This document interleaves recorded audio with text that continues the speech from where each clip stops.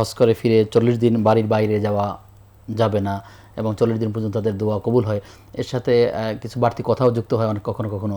আসলে মূল বিষয়টি কি, তাদের মর্যাদার ক্ষেত্রে বা ফজিলতের ক্ষেত্রে আমাদের জন্য কি করণীয় আছে? রাসূলুল্লাহ সাল্লাল্লাহু আলাইহি ওয়াসাল্লাম হজ করেছেন জীবনে একবার। আল্লাহ রাব্বুল আলামিন হজ জীবনে একবার ফরজ করে দিয়েছেন। হজের বিধিবিধান আল্লাহ রাসূল কাছ থেকে গ্রহণ করার জন্য আল্লাহ রাসূল নিজেও বলে দিয়েছেন। সেই দৃষ্টিকোণ থেকে কোরআন কি বলে, আল্লাহ রাসূল কি বলেন?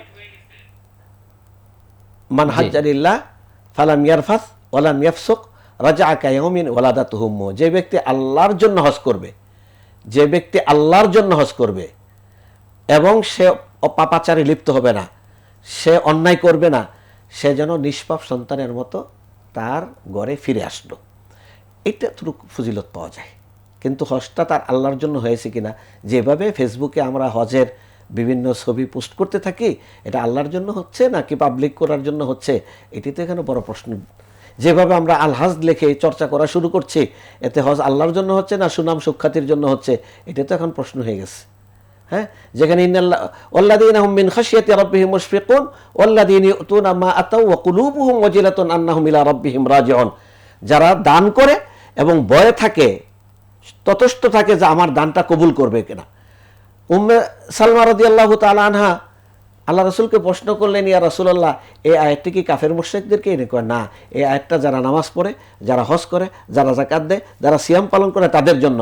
সে সিয়াম পালন করলো, তার সিয়াম কবুল হলো কিনা, সে দান করলো, দান কবুল হলো কিনা, যাকাত দিল, যাকাত কবুল হয় কিনা, এই নিয়ে সে শঙ্কায় থাকে। তাহলে আমার আমল, হজ করেছে, আমারটা কবুল হইল কিনা, এটা নিয়ে তো কোরআন বলছে তারা শঙ্কায় থাকতে হবে। এই ক্ষেত্রে যদি আমি নিজেকে 40 দিন ফেরেশতা মনে করি, তাহলে তো আমি কোরআনের আয়াতের পরিপন্থী আমল করলাম, রাসূল সাল্লাল্লাহু আলাইহি ওয়াসাল্লামের সুন্নাহর পরিপন্থী আমল করলাম। ঘর থেকে বেরোয়া যাবে না, এরকম কোনো বিধান ইসলামে দেয়নি।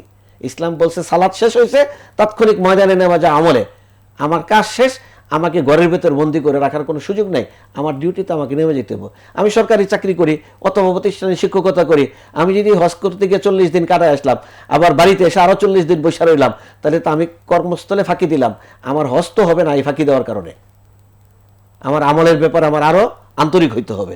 এই জন্য এগুলো যেটা গর্হিত চিন্তা সমাজে, এই চিন্তাগুলো থেকে আমাদেরকে আরও নিজেদেরকে কোরআন সুন্নাহর বাস্তব অনুসারী বানাইতে হবে আমাদেরকে।